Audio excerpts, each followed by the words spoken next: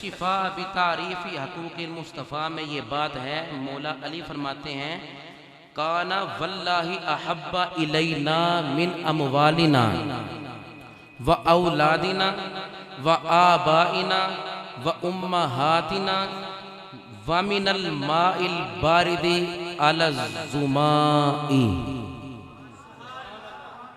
मौला अली पता क्या फरमाते हैं? आप फरमाते हैं अल्लाह की कसम उठाकर कहता हूँ, मुझे अपने माल से, अपनी औलाद से, अपने वालिदैन से, माँ और बाप से, और फरमाया गर्मियों में ठंडा पानी पीने से ज़्यादा महबूब मुझे मुस्तफ़ा लगते हैं। फैसला चला गया काजी शुरैह के पास। काजी शुरैह ने बुलाया मौला अली को भी और यहूदी को भी। यहूदी कहने लगा, ए काजी शुरैह, ये ज़ीरा का कब्जा मेरे पास है, ये मेरे हाथ में है, तो ये मेरी हुई। काजी शुरैह कहने लगा, अली गवाही पेश करो। मौला अली मुर्तज़ा ने अपने हसन को आगे किया, जेड़ा होन भी नहीं ना बोले, आप इंशाअल्लाह कदी भी ना बोले।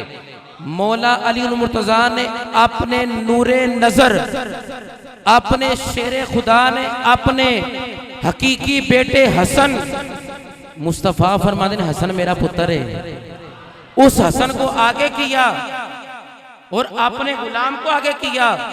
काजी शुरैह कहने लगा, बाप के हक में ना उसके बेटे की गवाही कबूल होती है और ना गुलाम की अपने आका के हक में गवाही कबूल नहीं होती, और दलील पेश करो।